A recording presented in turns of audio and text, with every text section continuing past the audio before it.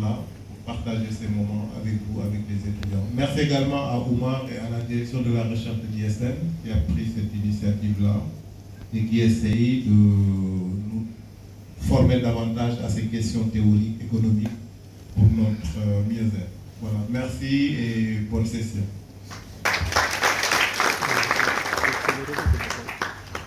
Merci. Monsieur le directeur général, M. Diouf, il ne cesse d'encourager toute initiative, notamment dans le domaine de la recherche, parce que ça fait partie des piliers forts de l'école. Écoutez, sans plus tarder, on va transmettre la parole à nos deux invités, à nos deux experts, M. Si, directeur au sein de perspective économique, et l'auteur principal, M. Lo, directeur général du bureau de perspective économique, qui vont échanger avec nous. Une quarantaine de minutes. À la fin de la présentation, évidemment, la parole est libre. Chaque étudiant pourra intervenir, chaque participant pourra poser des questions et laisser nos deux intervenants par la suite répondre aux questions. Merci à vous d'avoir accepté de venir échanger avec nos étudiants.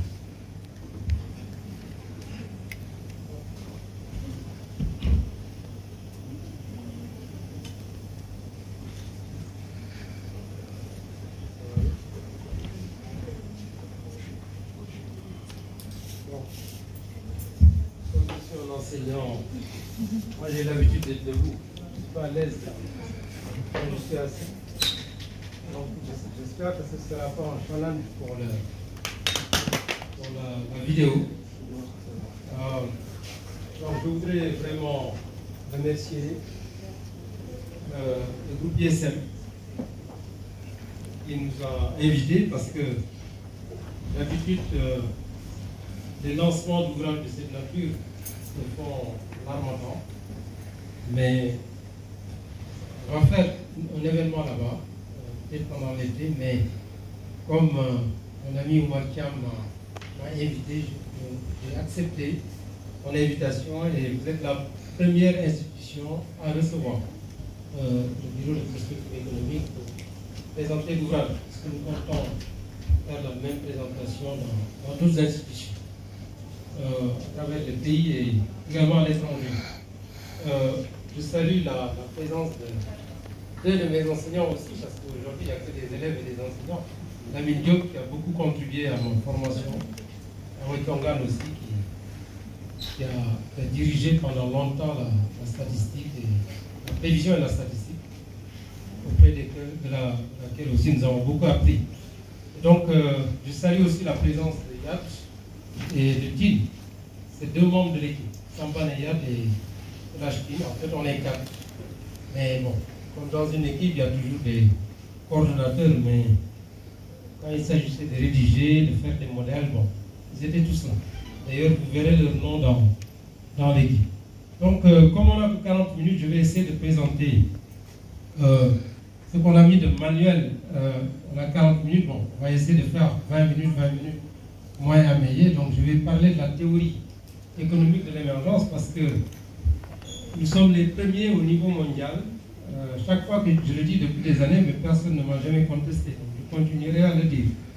À avoir essayé de théoriser l'émergence.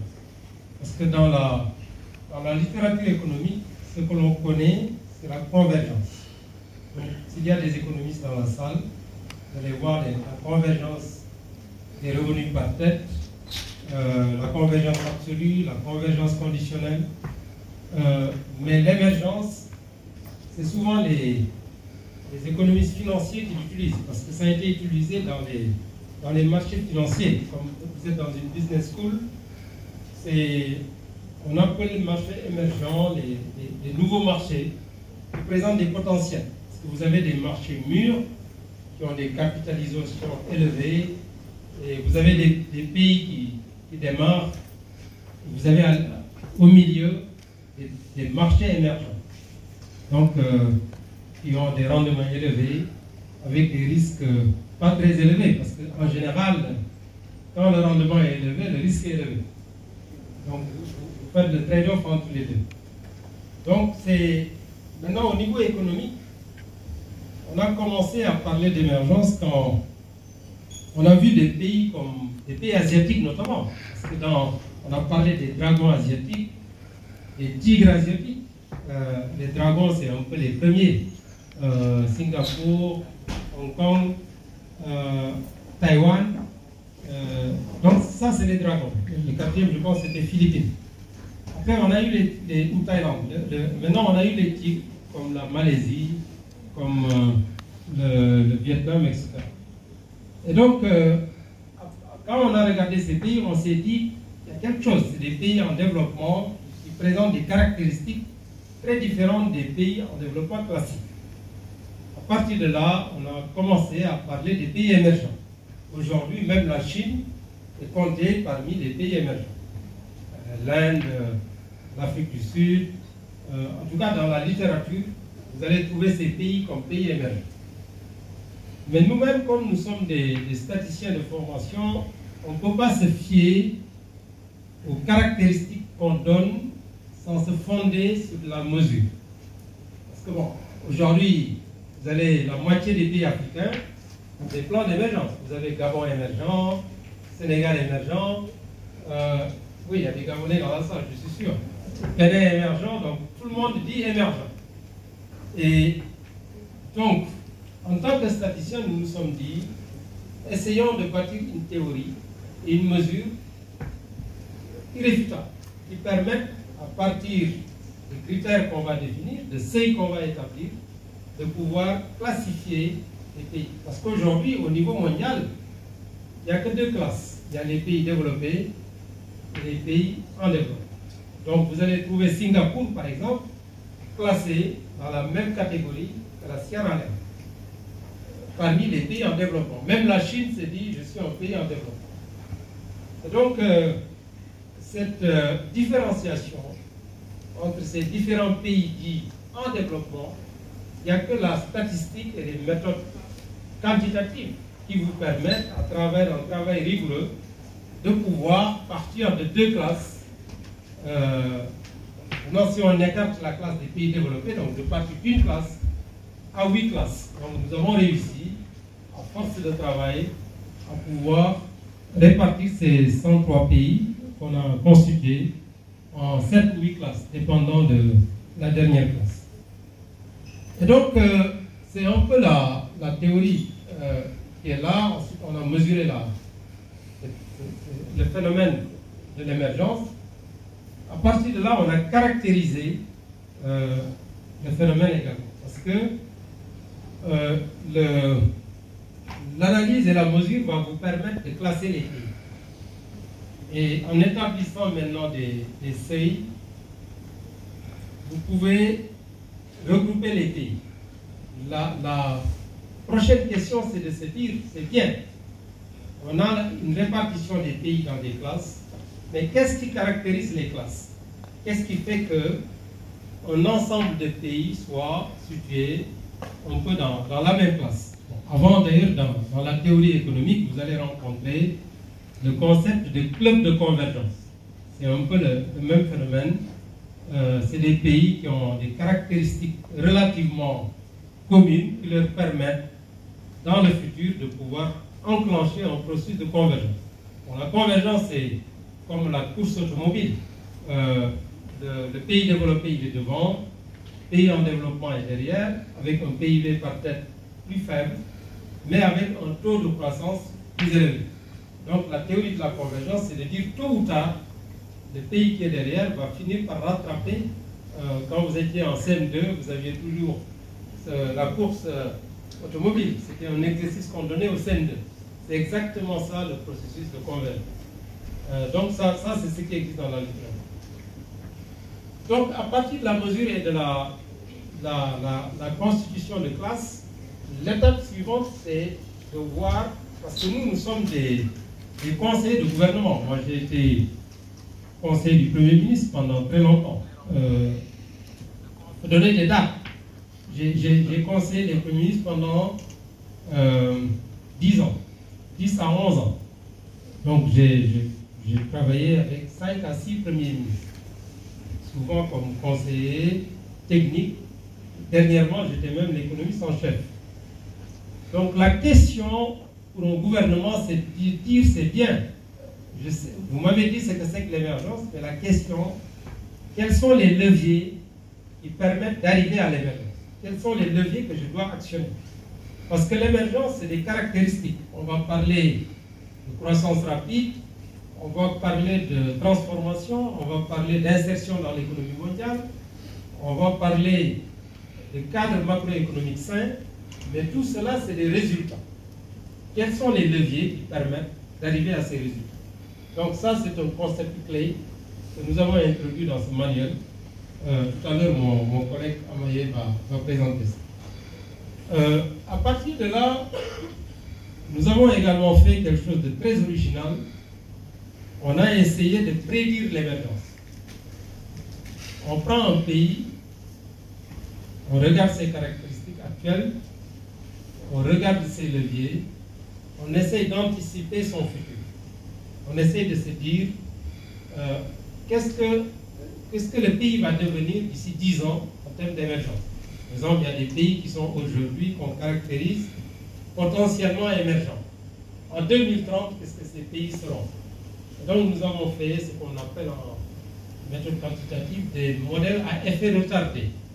C'est-à-dire que pour pouvoir avoir tel résultat en 2030, il faut avoir des leviers, certains leviers 5 ans avant ou 10 ans avant. Et donc, vous allez faire la prévision en faisant des hypothèses sur les leviers. Et ça, c'est intéressant parce que le décideur politique, il maîtrise les leviers. C'est comme dans la politique économique, vous avez les objectifs et les instruments. Les leviers, c'est les instruments. Par exemple, le capital humain. Le modèle que nous avons fait vous permet de voir si vous touchez le taux d'alphabétisation, le taux de scolarisation, la technologie, la qualité des routes, la qualité de l'électrification, vous allez voir immédiatement l'impact en termes de statut d'émergence.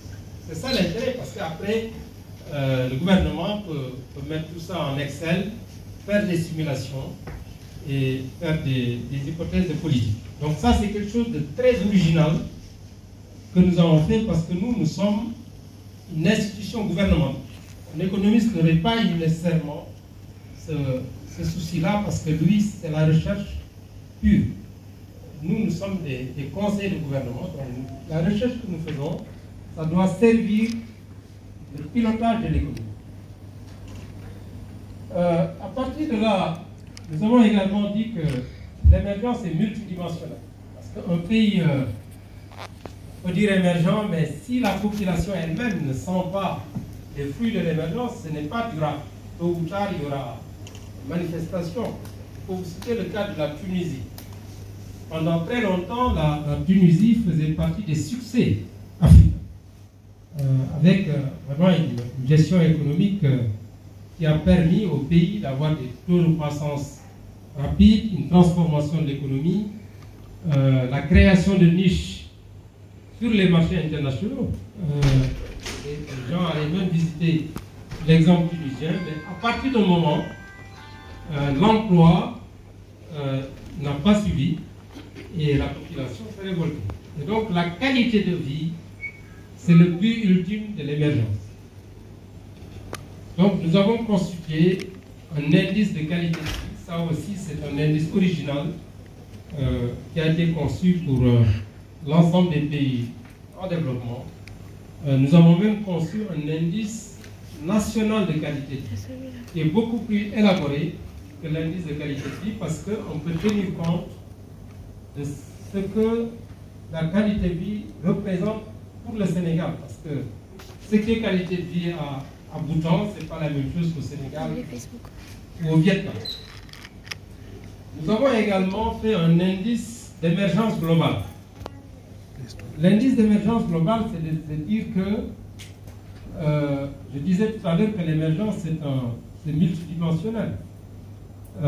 Nous avons combiné les aspects d'émergence économique, les aspects leviers, les aspects qualité de vie, et tout ça nous a permis de bâtir un indice global d'émergence. Et enfin, nous avons dans ce livre fait l'évaluation du Sénégal, parce qu'encore une fois, notre objectif, c'est tout ce qu'on fait comme recherche, parce que les fonds du bureau c'est des fonds de l'État. Tout ce qu'on fait comme recherche doit déboucher sur des conseils pour le gouvernement. Donc nous avons pris le cas du Sénégal, c'est une étude de cas. Vous êtes familier, je suis sûr que certains d'entre vous pourraient peut-être même prendre l'ouvrage, faire l'étude de cas pour un autre pays. Donc, nous avons terminé l'étude de cas de l'Afrique du Sud, par exemple, suivant le même modèle que le Sénégal. Next. Donc je vais aller beaucoup plus vite dans la suite parce que j'ai quasiment tout résumé dans ce premier slide. Donc la théorie, allez-y. Next, quand je dis next. Donc tout à l'heure, vous parliez de Rostow, effectivement. L'émergence, c'est... Vous pouvez même descendre. Je vais vous montrer. Descendez. Voilà. L'émergence, c'est un peu ça. Parce que si vous allez dans le dictionnaire de Robert, avant même le Robert, si vous allez dans le dictionnaire, si vous mettez émerger, on va vous dire sortir la tête de l'eau. C'est une définition. J'aurais pu vous demander la question. Qu'est-ce que c'est qu'émerger, selon vous? Bon, ce qu'on veut dire, émerger, c'est...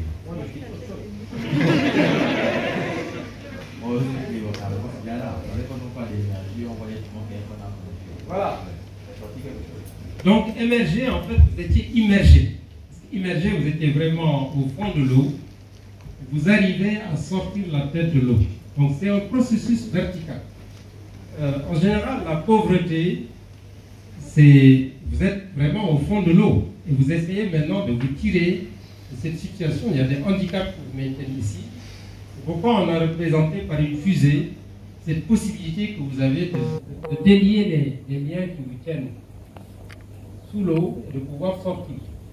Ça peut être un processus vertical parce que si vous nagez de manière horizontale, vous n'allez jamais sortir la tête de l'eau. Donc vous êtes obligé de nager comme ça ou au moins comme ça pour pouvoir arriver. Maintenant, le jour où vous arrivez à sortir la tête de l'eau, vous êtes émergé. Et donc, ici vous êtes pauvre, là vous êtes émergé. Maintenant, quand vous êtes dans une bonne dynamique pour arriver ici, vous êtes émergent. Là aussi, nous sommes les premiers au niveau mondial à avoir proposé cette distinction. Vous allez trouver dans la littérature pays émergents, c'est tout. Nous avons des pays émergés. C'est des pays qui ont fini d'émerger, qui sont là, qui ont sorti la tête de l'eau. Des pays émergents, c'est des pays qui sont, disons, ici, qui sont en train vraiment d'avoir cette dynamique vers l'émergence. Maintenant, une fois que le pays est devenu émergé, maintenant le pays peut converger avec les pays développés. Parce qu'aujourd'hui, dans la littérature économique, la seule perspective qu'on vous offre, c'est de quitter la pauvreté pour converger avec les pays riches. Nous avons fait des analyses. On a regardé tous les pays dont le PIB par tête était moins que le tiers des États-Unis en 1960. Le pays qui a le mieux avancé, c'est la Corée du Sud, en termes de convergence. Donc la Corée du Sud, son PIB par tête représentait 11% de celui des États-Unis en 1960. Quand on l'a calculé en 2003, c'était devenu 52%. Ça veut dire que même avec une croissance rapide, parce que les États-Unis n'attendent pas aussi, parce que la convergence, c'est l'écart qui est important. Vous allez voir, c'est l'écart de croissance par tête. Parce que les États-Unis, c'est un pays, paradoxalement, qui continue à croître. On a soupçonné l'effet des Haïti. La productivité, l'usage des Haïti a perdu, avec toute la théorie de la croissance endogène sur l'effet des technologies. Ce qui fait que c'est un pays qui peut continuer à croître à 2%, parfois même 4%. Et donc vous, si vous faites 7%, ensuite vous avez un taux de croissance démographique plus élevé. Si vous enlevez, pratiquement il va rester 1%. Parce qu'en Afrique, très souvent, on réussit à faire 5%. Un pays comme le Niger, la croissance par tête dépasse 3%. Il y a des Nigériens ici. On devait la... Oui, j'ai travaillé dans beaucoup de pays. Donc. Et donc, vous connaissez bien les données. Et donc, si le Niger fait 5%, vous enlevez 3,5%, il ne reste que 1,5%. vous prenez un pays comme les États-Unis qui fait 2% du poids, avec un poids démographique de 1%, il y a 2% de plus. Le Niger a fait 1,5. Donc ici, vous avez un phénomène de divergence. C'est pourquoi d'ailleurs, quand on a regardé la trajectoire sur longue période, on a découvert que le gap s'est élargi. Au lieu de converger, beaucoup de pays ont divergé. Et donc le phénomène d'émergence, justement, permet de proposer un objectif intermédiaire. Qui veut dire que, au lieu de chercher à quitter la pauvreté pour converger avec les pays riches, essayez déjà de converger avec les pays émergés. Parce que tout ça, c'est des phénomènes de convergence. Mais ce n'est plus la convergence avec les pays développés, mais c'est une convergence avec les pays émergés. Parce que dans la théorie de la convergence conditionnelle, on vous dit que si vous voulez converger avec un pays, vous devez avoir ces conditions initiales. Ça veut dire que si le Sénégal veut converger avec les États-Unis, il faut que le Sénégal ait la même technologie, le même capital humain. Ce n'est pas possible. En revanche, aujourd'hui, la Malaisie est un pays émergé. C'est le directeur général qui a parlé de Malaisie tout à l'heure. Le Sénégal peut se donner un chantier de dire, d'ici 10 ans, j'aurai les leviers de la Malaisie. Une fois que j'ai les leviers de la Malaisie, maintenant, c'est là où le phénomène de convergence conditionnelle va fonctionner.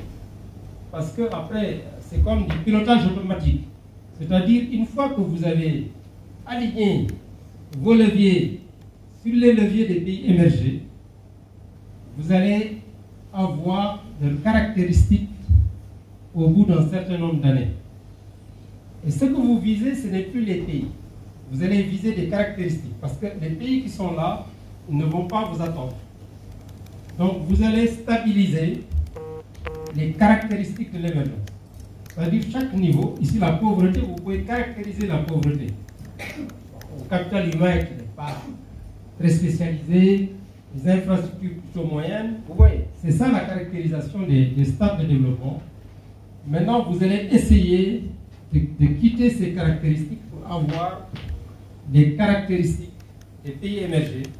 Mais vous ne vous intéressez plus à un pays particulier parce que ce pays, le jour où vous allez arriver ici, ce pays-là l'a quitté. Là aussi, c'est les innovations que nous avons introduites dans la théorie parce que souvent, comme Senghor disait, dans 2000, le Sénégal sera comme Paris. Ce qu'on disait. Ben, Paris ne va pas attendre. Quel Paris? C'est ça la question. Quel Paris? Si c'est Paris de 1950, oui. C'est pourquoi d'ailleurs nous, dans les analyses que nous faisons, on dit, par exemple, ici on va mettre Malaisie 1985. C'est ça qu'on met ici, parce que la Malaisie est peut-être devenue émergée en 1985. Donc le Sénégal doit dire, je vais converger avec Malaisie 85. Pas avec Malaisie 2000, parce que la Malaisie est maintenant ici. Donc ça c'est un concept très fondamental dans ce conflit. Next.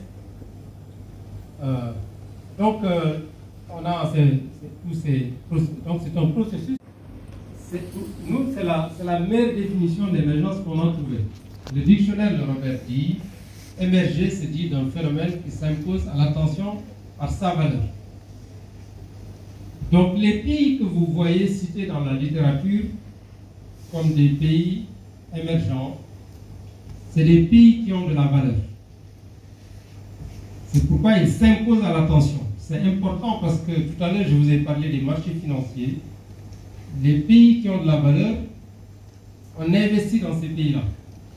Donc c'est également quelque chose de très important en matière d'investissement direct, en matière d'investissement de portefeuille, de pouvoir être classé comme pays émergent. Donc émerger, c'est d'un phénomène qui s'impose à l'attention par sa valeur. Et donc finalement, continuer, oui. Ça nous a permis d'arriver à cette définition des pays émergents. On a gardé le mot utilisé dans la littérature, même si vous allez voir dans le développement de notre recherche, on a maintenant des pays émergés. C'est différent des pays émergents. Donc, dans la littérature, nous, c'est des pays en développement qui constituent des pôles d'attraction des investissements, quand je vous disais tout à l'heure, qui s'imposent à l'attention par sa valeur, qui diversifient et accélèrent durablement et harmonieusement leur croissance économique, qui s'intègrent avec succès dans l'économie mondiale, dans un cadre de stabilité macroéconomique. Bon, avant d'arriver à ça dans l'ouvrage, nous avons fait des analyses, donc vous allez les retrouver, qui nous permettent de les synthétiser dans cette définition. Ensuite, on termine en disant que l'émergence est multidimensionnelle, parce que la durabilité environnementale est consubstantielle avec l'émergence. Si vous ne gérez pas bien vos ressources naturelles, là également, vous n'aurez pas une émergence durable. Le progrès social aussi, je vous ai dit tout à l'heure que c'est à la fois une condition de l'émergence, mais c'est un résultat de l'émergence. C'est une condition. Il y a pas mal de papiers dans la littérature économique qui démontrent que les pays qui croissent ont besoin d'un bon capital humain, d'une bonne nutrition, d'une bonne santé, etc. Donc le progrès social favorise la croissance. Il y a beaucoup de papiers dans la littérature économique. Et deuxièmement aussi, les pays qui ont les meilleurs niveaux de qualité de vie, c'est souvent des pays aussi qui ont réussi à avoir, disons, des résultats économiques. Ce n'est pas une relation directe, mais il y a une corrélation. Parce qu'il y a des pays comme Cuba, qu'on cite souvent, malgré son niveau de développement, arrive à avoir un niveau de qualité de vie élevé. Et à l'inverse, vous pouvez avoir un pays, je ne citerai pas de pays en revanche, qui a des PIB par tête de 30 000 $ par habitant en Afrique, mais avec un taux de pauvreté de 2 tiers, 63%. Je ne sais pas si vous pouvez me citer un pays. Non, c'est pas le Sénégal. Le Sénégal, on est à 38%. C'est un pays d'Afrique centrale. Non, c'est pas le Gabon. C'est la Guinée équatoriale, à l'époque. Mais bon, c'était en 2000. Voilà, c'est pour vous dire que là, il faut travailler les deux, à la fois l'économique, le social, l'environnemental, même l'institutionnel. Là aussi, il y a des papiers, notamment du FMI, qui démontrent que les pays qui ont de bonnes institutions arrivent à avoir, disons, des niveaux de croissance plus élevés. Ils ont même estimé que si la qualité des institutions en Afrique était dans la moyenne des pays de l'OCDE, le revenu par tête en Afrique serait 2,5 fois plus élevé en moyenne.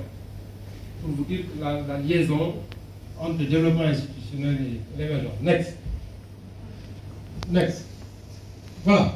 Donc, ça, ce que je vous projette ici, c'est la synthèse de l'ouvrage et de toute la théorie. Tout à l'heure, je vous ai parlé de développement institutionnel. Tout démarre par là. Les institutions. Dans les institutions, on a l'habitude de mettre le gouvernement, la politique, même la société fait partie des institutions. En tout cas, dans la littérature économique. Les valeurs nationales, c'est ça les institutions. Donc, le fonctionnement de l'État, la qualité de l'administration, la qualité du gouvernement, la faiblesse de la corruption. Les pays qui ont ça, de bonnes valeurs en général, arrivent à avoir les prérequis pour émerger. Donc, d'ailleurs, c'est notre axe actuel de recherche. Nous sommes en train de voir comment lier Bon, il y a un autre schéma qui le présente. Comment lier les performances au niveau institutionnel et les performances au niveau des leviers. Parce que le reste ici, mais ici, c'est un résultat. Ici, vous n'avez pas de maîtrise. Parce que c'est des résultats économiques. La croissance, vous ne pouvez pas maîtriser parce qu'il suffit d'une crise au niveau international. Mais les leviers, en général, les pays qui ont les bons leviers, c'est les pays qui ont de bonnes institutions. On cite souvent le Rwanda, par exemple. C'est un peu ce qui joue dans les performances du Rwanda en termes de faiblesse de la corruption, amélioration de l'environnement des affaires, etc. Donc, le premier niveau, c'est les institutions. Le deuxième niveau, c'est les leviers. Et c'est les bonnes institutions qui permettent d'avoir les bons leviers. Les bons leviers permettent d'avoir les bons résultats économiques. Les bons résultats économiques contribuent, je dis contribuent à la qualité de vie, parce que vous pouvez avoir une qualité de vie aussi sans des résultats économiques. C'est une question de politique sociale. Next. Voilà, j'ai résumé ça aussi dans ce schéma-là. Donc la qualité des institutions, la culture nationale, la paix. Vous ne pourrez pas émerger dans un environnement de guerre. Ça, si vous devez faire, disons, vous prenez les 54 pays africains. Moi, j'ai choisi 54 pays africains. Vous les classez, les pays qui sont en guerre, mettez-les déjà dans une colonne où they have to wait. So this is not the time for them to become an emerging area. Le leadership politique, fondamental. Les pays qui émergent ont besoin d'un leadership politique de qualité. Parce que vous devez faire des réformes extrêmement importantes dans un court laps de temps. L'émergence, c'est une affaire de 15 ans. Ce n'est pas comme les 40. La convergence, ça peut être 200, 300. Ça peut même ne jamais se produire. Si vous voulez converger avec les pays riches. Mais si vous voulez émerger, en fait, c'est un programme politique. Souvent, c'est un gouvernement qui arrive, qui dit d'ici 10 ans, nous allons devenir émergents. Pourquoi dans beaucoup de plans, vous allez retrouver cet objectif de devenir émergent. Je me rappelle, en 2008, moi j'étais consultant pour les Nations Unies, envoyé en Côte d'Ivoire, en plein conflit, pour faire le plan. J'ai dit à mes collègues, on va mettre vision 2020 Côte d'Ivoire émergente. Ils me disent, mais vous là, vous êtes en train de rêver ou quoi? Vous voyez qu'aujourd'hui, c'est une réalité. La Côte d'Ivoire est dans une très bonne dynamique pour devenir un pays émergent. Et donc, le leadership politique, c'est fondamental, parce que là, c'est ça qui permet de faire les réformes. L'administration aussi, c'est fondamental. Une administration de qualité, parce que le président de la République ou le gouvernement l'oriente, mais tout est mis en œuvre au niveau de l'administration. C'est ça qui permet d'avoir la gestion efficace des blocs de réforme. Parce que, tout à l'heure, je vous ai parlé des leviers, je vous ai dit que c'est le cœur de la théorie. Vous allez faire un diagnostic, ou un scanning, comme vous savez faire, les diagnostics stratégiques. Vous allez découvrir que, au niveau des leviers, le pays a des forces et des faiblesses. Donc, tout le défi du pouvoir politique, c'est comment corriger les faiblesses, les transformer en force au bout d'un certain nombre d'années. Et donc, c'est ça le programme de réforme.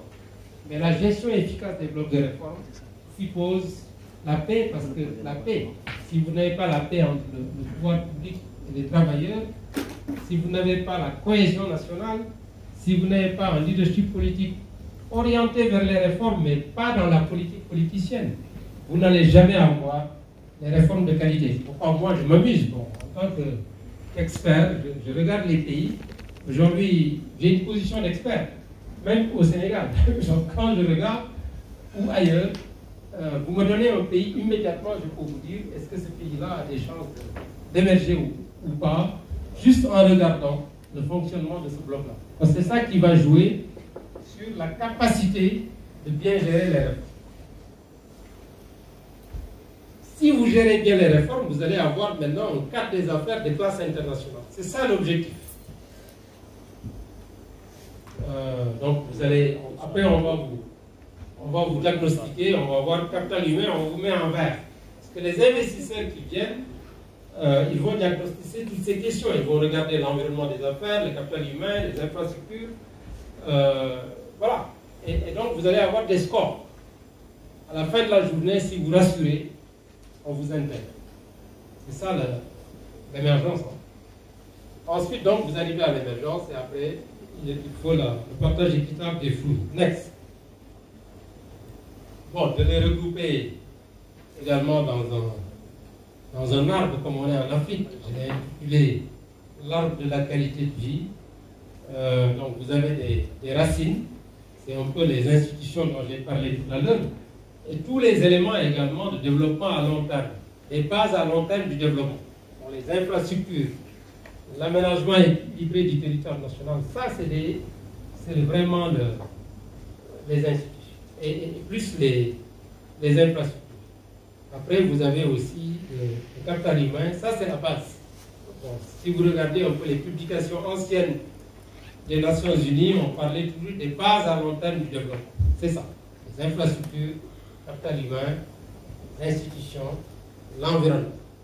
C'est un peu ce que vous allez trouver au niveau des racines du développement. Donc un pays qui veut émerger ne doit pas se précipiter. Il faut vraiment, si vous voulez, un travail de longue haleine, il faut faire en sorte qu'ici, là, soit très bon. Parce qu'après, ça devient, comme je l'ai dit tout à l'heure, du pilotage automatique. Les résultats vont venir de même. Vous allez avoir la croissance, vous allez avoir l'accès équitable aux services sociaux, les emplois, etc. Et après, voilà, vous avez les fruits du développement. Next. Maintenant, tout ça vous permet d'avoir également ce que j'ai appelé tout à l'heure l'émergence globale. L'émergence globale, c'est un peu la synthèse de tous ces objectifs-là. Je l'ai représenté sous forme d'un, je ne sais pas si c'est un losange, mais si vous regardez à la base, vous avez, c'est un diamant. Bon, et ce que je porte, c'est un peu ça. Vous pouvez vérifier, mon pin est un peu comme ça. Donc, vous pouvez vérifier. Donc, c'est le pin de l'émergence. Bien. Donc, à la base, vous voyez, c'est les institutions, c'est la culture, c'est l'environnement durable, c'est les éléments de long terme, c'est les institutions. Ensuite, vous avez maintenant la diversification, la croissance, les infrastructures. Vous avez ici tous les éléments qu'un gouvernement doit gérer en termes de gestion du développement. D'ailleurs, en 2011, j'avais fait un papier pour les Nations Unies sur les objectifs après 2015. Je pense qu'Awa Chongan était encore là-bas, à l'UNECA. Et j'avais théorisé cet élément-là, parce que dans les objectifs de développement, les OMD, on n'avait que les objectifs un peu qui sont là. L'alimentation, la santé, bon, il n'y a pas l'emploi, mais il y avait les revenus, l'assainissement, l'eau. J'avais dit qu'il faut ajouter tout ça. Ce papier-là existe dans la littérature aujourd'hui. Donc c'est ça que j'appelle l'émergence globale. Je n'ai pas utilisé le développement global, mais j'ai utilisé ce concept. Et en réalité, d'ailleurs, tous les gouvernements, c'est ça qu'ils gèrent. Le gouvernement ne va pas juste gérer ce bloc-là. C'est pourquoi on fait des plans nationaux de développement. Vous allez trouver tous ces éléments. Je pense que j'en ai terminé. Next. Voilà. Donc, je vais passer la parole à mon collègue Kamaï pour la suite.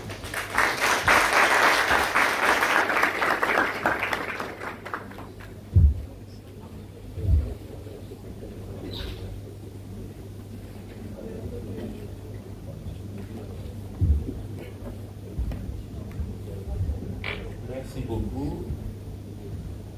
À mon tour, je vais, avant de commencer la présentation de la partie mesure de l'émergence économique, donc à la suite de la description du cadre conceptuel et des fondements théoriques sur lesquels vont se baser les différentes mesures associées à l'émergence économique. Donc, tout d'abord, je remercie l'ISM, Dr Thiam. Voilà, donc on est très heureux de démarrer cette série de cérémonies de présentation de l'ouvrage à l'ISM. Je remercie également l'ensemble des étudiants qui sont très intéressés par nos travaux et par cette présentation. Merci beaucoup d'être présent et on espère que cette présentation sera fructueuse pour vous, que ce soit ici à l'ISM ou bien ultérieurement pour ceux qui veulent entreprendre dans l'avenir des études ou bien des travaux sur l'émergence économique. Donc, je remercie également mes collègues ici présents, donc l'équipe technique qui a eu à travailler sous la direction du directeur général M. Lo, et de moi-même en tant que coordonnateur technique pour la rédaction de l'ouvrage. Donc ils sont là, M. Yad et M. Tim, qui sont également statisticiens économistes, comme moi-même, comme DG. Donc, alors, pour ma part, la présentation va être axée sur la mesure de l'émergence économique. Donc tout à l'heure, je pense qu'on peut revenir un peu sur la pyramide qu'avait présentée tout à l'heure chez le directeur général. Donc vous voyez cette pyramide-là, donc elle résume en quelque sorte le cadre théorique qui sous-tend l'ouvrage et qui sous-tend le concept d'émergence économique. Vous voyez que cette pyramide est constituée de différentes strates. Et ce qu'on a tenté de faire à travers la seconde partie, mesure de l'émergence économique, c'est d'associer un indice synthétique, donc c'est-à-dire une mesure qui agrège différents indicateurs en un seul outil. Donc on a essayé pour chacune des strates ici présentes, donc la strate levier d'émergence économique, on a associé un indice synthétique à cette strate, essayer de capturer toutes les dimensions ici présentes. Donc c'est ce qu'on a fait à travers l'indice qu'on a appelé indice composite des leviers de l'émergence économique. Donc cet indice-là, il va essayer de capturer, disons, toutes les variables sur lesquelles les décideurs ont une prise immédiate. C'est vraiment, donc ça porte vraiment son nom. Indice composé des leviers. Donc leviers dans le sens où ce sont les variables sur lesquelles les décideurs politiques ont une prise vraiment immédiate. Donc, ils peuvent, à travers des réformes, à très court terme, modifier la trajectoire de ces différentes variables. Donc, à la suite de cette strate, on a également, donc la strate suivante concerne le résultat de l'émergence économique, donc qui sont des dimensions purement économiques. Donc, à cette strate également, on a associé un indice, donc c'est l'indice phare de cette étude, donc qui est l'indice développé par nous chez nous depuis quelques années, donc qui est l'indice synthétique d'émergence économique, ou indice Moubarak. Donc, on a également agrégé différentes dimensions de cet indice pour aboutir à un indice synthétique. Alors, la strate suivante, c'est la qualité de vie. Donc, à cette strate également, on va associer un indice synthétique, qu'on va appeler indice synthétique de qualité de vie. Donc, comme vous le constatez, on a une certaine appétence pour les indices, parce que nous, on n'est pas des académiciens purs, on est des praticiens, on est des experts qui doivent fournir aux décideurs des outils d'aide à la décision. C'est pourquoi on a cette préférence pour les indices. Donc, ce sont des outils assez simples, qui peuvent se communiquer très facilement, qui sont très opérationnels, qui peuvent se décomposer en différentes dimensions, en différentes sous-dimensions. Et donc, l'interprétation par les décideurs est quelque chose de très facile et de très aisé. C'est pourquoi on a recours assez souvent aux indices synthétiques. Donc, maintenant, je pense qu'on peut revenir au chapeau, voilà, au chapeau mesure d'émergence. Alors, bon, cette partie va être un peu plus technique, va être un peu plus lourde, certains. Donc bon, elle va durer moins que 20 minutes, parce qu'on a élagué pas mal de slides. On a trouvé que certaines slides étaient très techniques et on renvoie à l'ouvrage pour plus d'explications, ou bien plus de profondeur sur les différentes méthodes quantitatives qui ont été utilisées pour bâtir ces différents indices. Donc, comme je le disais, à chaque strate, on a associé un indice d'émergence, un indice synthétique. Donc, le premier indice que je vais vous présenter, c'est l'indice qui concerne la strate du milieu, la strate des indicateurs de résultats et l'émergence économique. Donc cet indice s'appelle indice synthétique d'émergence économique ISEP. Donc, comme l'a présenté tout à l'heure M. Lo, l'émergence économique, nous on l'a décliné en 4 dimensions. Pour nous, un pays est émergent. Ça veut dire que d'abord, ça doit être un pays riche avec une richesse partagée. C'est pourquoi on parle de richesse inclusive. La première caractéristique d'un pays émergent, c'est un pays qui est riche et que cette richesse est partagée, une richesse inclusive. Donc, c'est la première dimension de notre indicateur ISEP. Next. Donc, la seconde dimension qui caractérise un pays émergent, c'est que c'est un pays qui doit être dynamique d'un point de vue économique. C'est-à-dire un pays qui doit croître de façon soutenue sur une longue période d'années. Mais ce dynamisme-là doit être accompagné d'un cadre macroéconomique sain. Parce qu'il est très facile de faire de la croissance.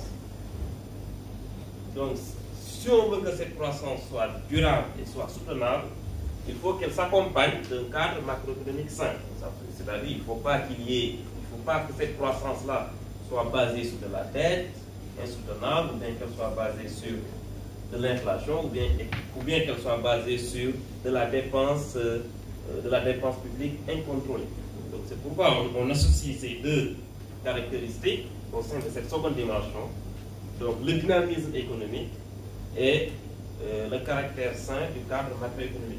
C'est-à-dire on doit avoir, donc pour les économistes, on doit avoir à la fois pas trop de déséquilibre sur le plan interne, c'est-à-dire une inflation maîtrisée, mais également, on doit également contrôler les grands équilibres externes, la balance courante, le taux de change, l'endettement, etc., etc. Donc ça, c'est la deuxième dimension de notre indicateur ISEP. La troisième dimension concerne la structure de l'économie.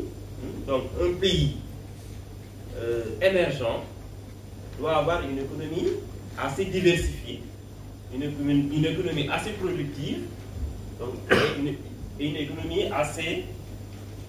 qui a les bonnes caractéristiques du point de vue de sa structure économique. Donc un pays peut être très riche et que cette richesse soit concentrée sur un petit nombre de secteurs, soit en général pour les pays pauvres, les secteurs agricoles, mais le secteur minier. Donc, dans notre cadre théorique, la transformation structurelle, c'est un mot que vous entendez aujourd'hui assez couramment et qui est même synonyme pour certains d'émergence économique, est une dimension assez importante dans notre cadre théorique. La seconde dimension, qui est aujourd'hui la dernière et quatrième dimension, qui est aujourd'hui fondamentale, qui ne l'était pas peut-être il y a 50 ou 60 ans, c'est l'insertion dans l'économie mondiale. Puisqu'on est dans une économie globalisée, on est dans une économie mondialisée, un pays émergent doit pouvoir s'insérer au niveau de l'économie mondiale. À la fois une insertion commerciale, c'est-à-dire c'est un pays qui doit réussir à exporter, c'est un pays qui doit réussir à intégrer les chaînes de valeur mondiales, c'est un pays qui doit réussir à être ouvert sur le plan commercial. Mais également une insertion sur le plan financier.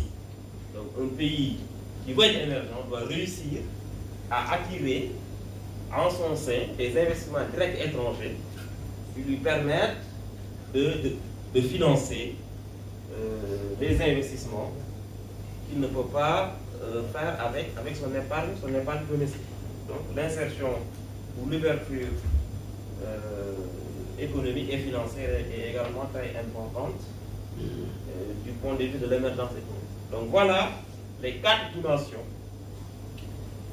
qui se fondent sur le cadre théorique développé par M. Lo, vont nous permettre de mesurer à travers un seul indicateur l'émergence économique, l'état d'émergence d'un pays. Donc à chacune de ces dimensions, on va associer des variables, des indicateurs, qu'on va agréger synthétisé en un seul indicateur. Et c'est cet indicateur-là qui va être la mesure de l'état d'émergence d'un pays à une date T donnée. Donc, next. Donc, voilà, en résumé, dans ce tableau, les différentes dimensions, les sous-dimensions associées et les indicateurs qui ont été considérés pour la mesure de chacune des sous-dimensions et des dimensions. Next. Donc, bon, ça, c'est un peu technique. Donc, vous le voyez, pour construire cet indicateur, comment? Voilà, donc pour construire cet indicateur, bon, je vais passer rapidement, on associe une mesure à chacune des dimensions à travers la combinaison des différentes variables et on agrège tout ça en une seule mesure qui nous donne les effets. On passe. Donc en termes de résultats, nous on a considéré 103 pays. Donc, on n'a pas considéré tous les pays du monde. On a considéré uniquement les pays qui étaient proches d'un point de vue économique dans les années 1960. Donc, comme DG l'a dit tout à l'heure, on regarde les pays qui, sur le plan économique, étaient assez semblables en 1960. Donc, la Corée du Sud et le Sénégal étaient assez semblables en 1960. Donc, la Corée du Sud fait partie de notre échantillon. La France n'a rien à voir avec le Sénégal en 1960. Donc, la France ne fait pas partie de notre échantillon. L'Irlande, aujourd'hui, est très éloignée du Sénégal, d'un point de vue économique. Mais en 1960, elle n'était pas très différente du Sénégal, donc on l'a inclus dans notre échantillon. Donc au total, avec ces considérations, on se retrouve avec 103 pays. Donc dans le classement mondial en 2018, donc, on est en train de faire la mise à jour de l'indice pour 2019, mais la dernière donnée disponible concerne l'année 2018. La République tchèque était classée première dans notre classement mondial. En Afrique, on retrouve les 3 premiers pays, l'Afrique du Sud, le Maroc et l'île Maurice. Alors, les derniers du classement sont pour la plupart des pays africains, Tunisie, Sierra Leone, Libéria, Soudan. Donc, dans l'ouvrage, vous avez le classement détaillé de l'ensemble des 103 pays considérés. Donc, une fois qu'on a effectué cette mesure, donc tout à l'heure, dans le cadre théorique, il y a différents concepts qui sont revenus. Donc, vous avez entendu parler du concept d'émerger, vous avez entendu parler du concept d'émergent, vous avez entendu parler du concept immergé. Alors, comme ces concepts à notre indicateur qui est ici. Comment savoir avec cet indicateur-là? Parce que cet indicateur-là nous donne la photo d'un pays en un instant donné. Comment, avec cet indicateur-là, on peut savoir si un pays est émergent, si un pays est émergé, si un pays est émergé? C'est un peu ce qu'on a essayé de faire dans cette section qu'on appelle caractérisation de l'émergence, qui a pour objectif, en quelque sorte, de regrouper les pays proches, suivant leur score, au sein de statuts de référence, qu'on appelle des statuts d'émergence. Donc, cela va permettre de mettre en perspective les différents scores, parce que là on a des scores quantitatifs, de qualifier les scores des différents pays, mais et surtout de préciser, parce que comme vous l'avez découvert, l'ISEM est composé de plusieurs composantes. C'est de préciser, parmi les différentes classes émergées, immergées, émergentes, quelles sont les composantes de l'ISEM qui font qu'un pays émergé est différent d'un pays émergent ou bien est différent d'un pays immergé. Cela va nous permettre, nous, en tant qu'experts, en tant qu'aide à la décision de dire à ce gouvernement, vous êtes un pays émergé, voilà sur telle composante où vous êtes faible si vous voulez rejoindre un pays émergé. Donc, je pense que ça aussi c'est la méthode pour un peu construire les différentes classes. Donc, next. Donc, on a construit des seuils, donc à travers des méthodes quantitatives, on a associé à l'indice différents seuils qui vont nous donner différentes classes. Donc, à travers des méthodes statistiques, on a vu que nos 103 pays, on pouvait les découper en 6 classes. Et à travers des méthodes quantitatives, on a réussi à distinguer ce qu'on disait, les 3 concepts fondamentaux identifiés dans la partie théorique, immergé, émergé et émergent. On a réussi, à travers des méthodes statistiques, à identifier à partir de quel seuil un pays émergé, À partir de quel seuil un pays est émergent? À partir de quel seuil un pays est immergé? Mais on a voulu affiner cette classification et on sait de ces trois superclasses, on a également fait une deuxième segmentation qui va nous donner d'autres concepts. Hein. Donc aux trois premiers concepts, on a ajouté le concept de pays aspirant à l'émergence, donc qui est le concept qui vient juste immédiatement après le concept de pays immergé ou bien de pays sous-développé.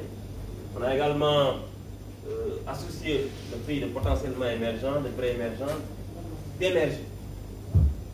Donc le deuxième tableau vous donne en quelque sorte un exemple de classification suivant les 6 niveaux identifiés au niveau de ces indices. Bon, je vais devoir aller un peu plus vite.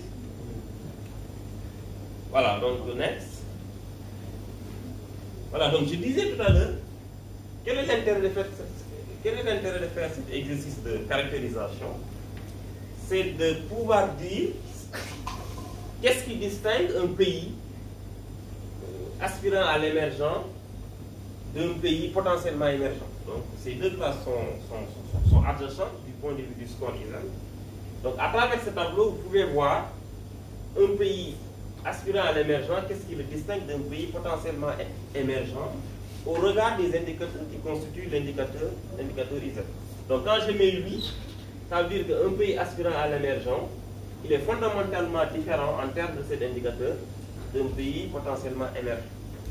Quand il n'y a rien, ça veut dire que cet indicateur-là, le pays qui est ici n'est pas trop différent du pays qui est là.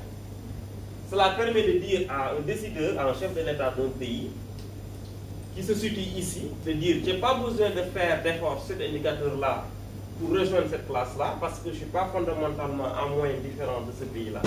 Par contre, sur tous les autres indicateurs où c'est marqué oui, c'est sur ces indicateurs-là que je dois mettre le focus si je veux rejoindre la classe d'Afrique. Donc, next. Donc ça, c'est l'indice associé à l'émergence économique, donc qui est un résultat. Pour aboutir à ce résultat, le décideur, il va actionner des leviers.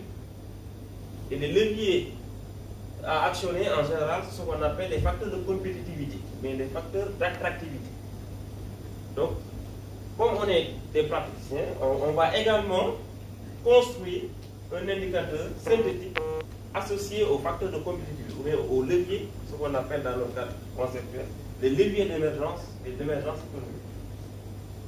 Donc, on a, pour bâtir cet indice synthétique d'émergence, cet indice synthétique des leviers de l'émergence économique, on a d'abord bâti, next, on a d'abord bâti un indicateur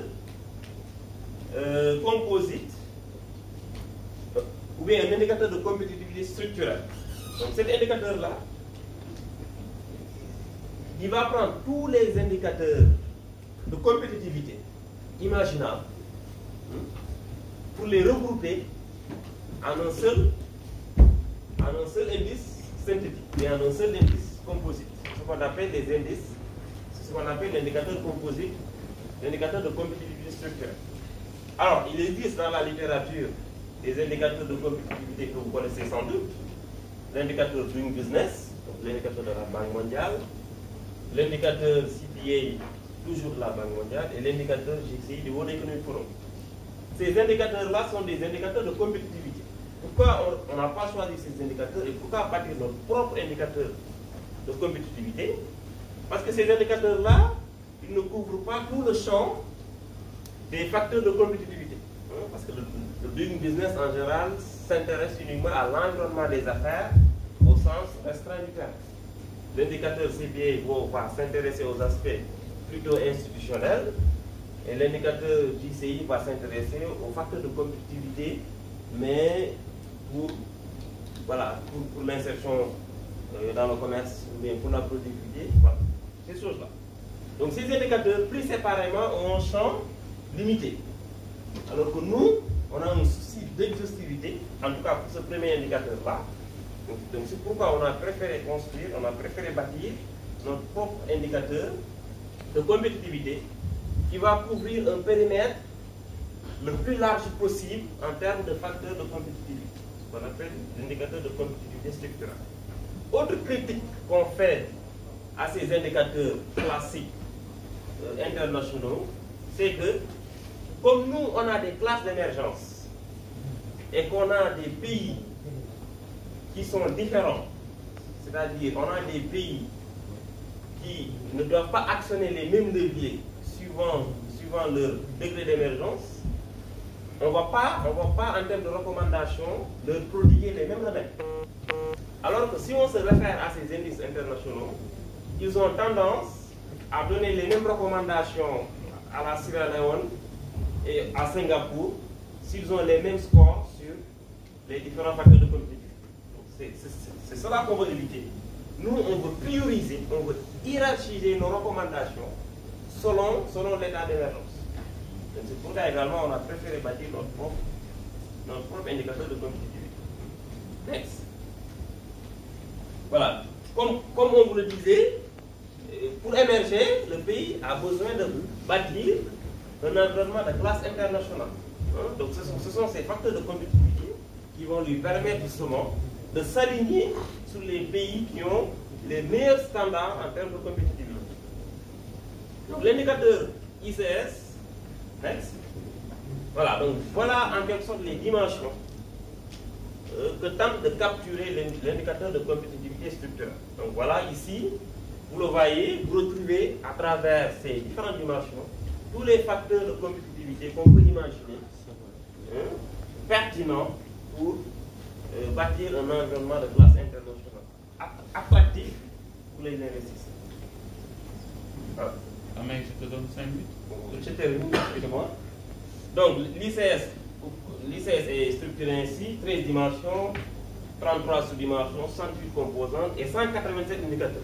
Donc c'est beaucoup, mais comme je vous l'ai expliqué, parce qu'on a ici un souci d'exhaustivité. Ici, notre seule contrainte en termes d'indicateurs, ça va être la pertinence de l'indicateur et la disponibilité des données. Parce qu'on a 103 indicateurs. Mais, voilà, donc ça aussi c'est également une description des dimensions un peu plus détaillée de l'ICS. Next. Voilà.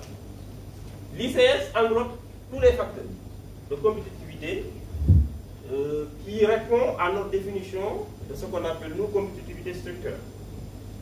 Donc, comme vous le voyez, cette définition ne tient pas compte de la situation d'émergence du pays. Elle est indépendante de l'état d'émergence. Alors que nous, ce qui nous intéresse, c'est de dire à un pays qui est immergé quels sont les leviers à actionner pour être émergent ou bien pour être émergent. Cet indicateur-là ne va pas lui servir. Parce que cet indicateur-là ne fait pas la différence entre un pays émergé et un pays immergé. C'est pourquoi, à côté de cet indicateur, ou bien sur la base de cet indicateur, on va construire un autre indicateur. Next. Voilà, on va construire un autre indicateur qu'on appelle indice des leviers de l'émergence économique. Qu'est-ce que va faire cet indicateur? Cet indicateur va regarder au sein des 187 indicateurs, donc c'est vraiment la façon d'être le plus exhaustif possible. Il va regarder au sein des 187 indicateurs quels sont les indicateurs pertinents pour rejoindre le groupe de référence. Le groupe de référence, c'est vraiment les pays émergés. Donc tout à l'heure, avec les schémas, lorsque DG vous a présenté le schéma avec les 3 blocs, pauvreté, émergence, émergé, voilà. Vous voyez le résultat, donc la partie horizontale, le résultat, ce sont tous les pays émergés.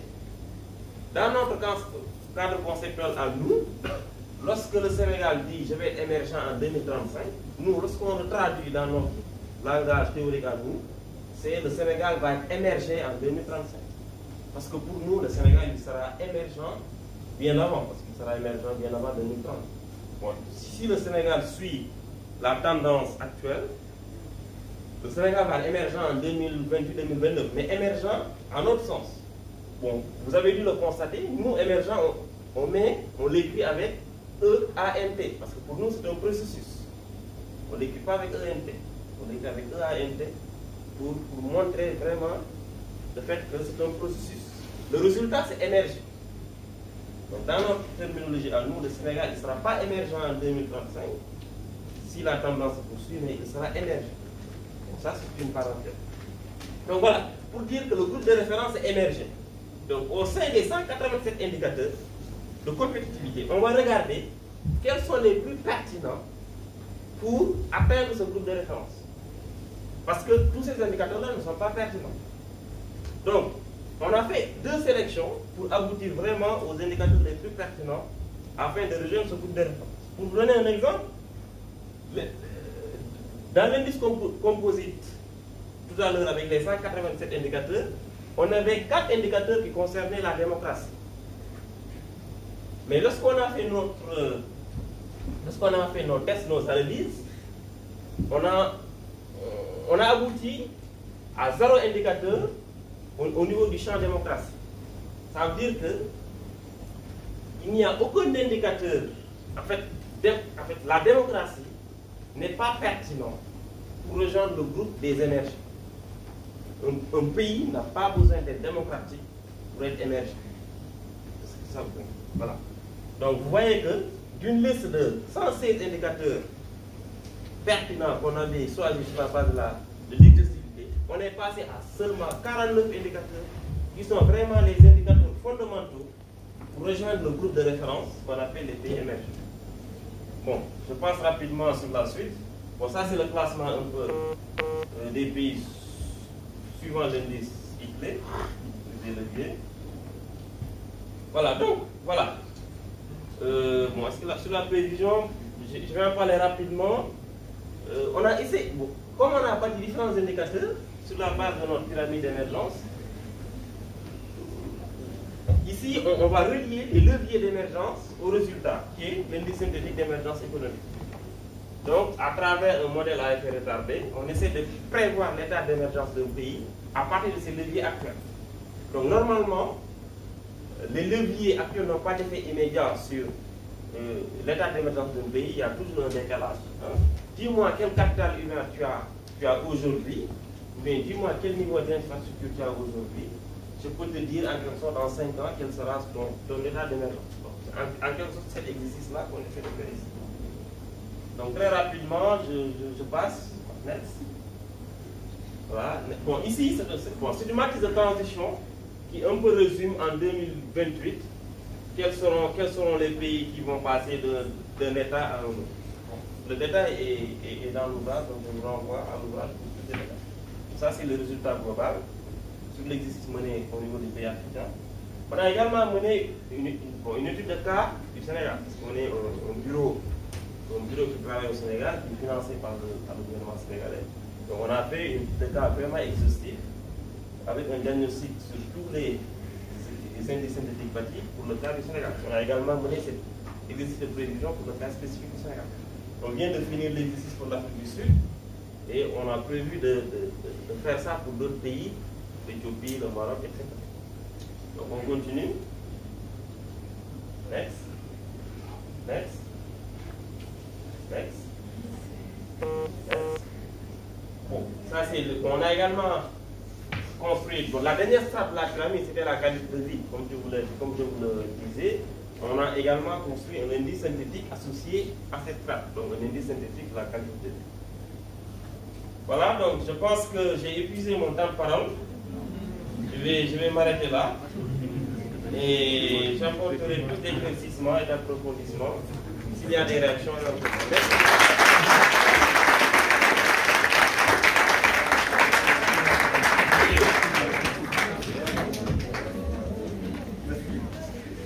On va présenter. Merci déjà. Je vous laisse les présenter. Bon, Tinéa, vous pouvez vous lever pour qu'on vous reconnaisse. Venez quand même. Une minute.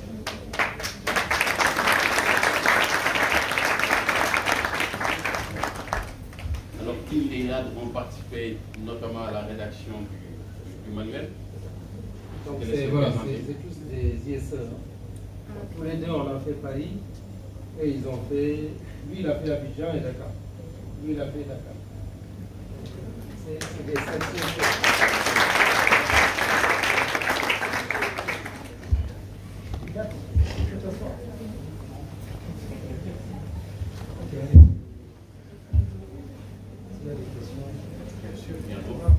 il y aura beaucoup de questions, j'imagine. Donc en face de vous, ici, M. Lo, en face de vous, vous avez des étudiants de première année et également quelques étudiants, auditeurs plutôt de master pour du week-end et de temps en temps quelques cours en fin de semaine et quelques conférences auxquelles vous participez. Je voudrais saluer la présence de Dr Abdoulaye Ndiaye, sénégalais, bien évidemment, enseignant-chercheur au niveau de l'Université de New York, au sein de la Business School, qui nous fait l'honneur d'être présent et qui a eu à participer au niveau du symposium dédié à l'industrialisation des économies africaines qu'on a organisé récemment au sein du groupe ISM. C'était une manifestation en ligne le 22 avril, manifestation à laquelle avait participé également M. Lo et qui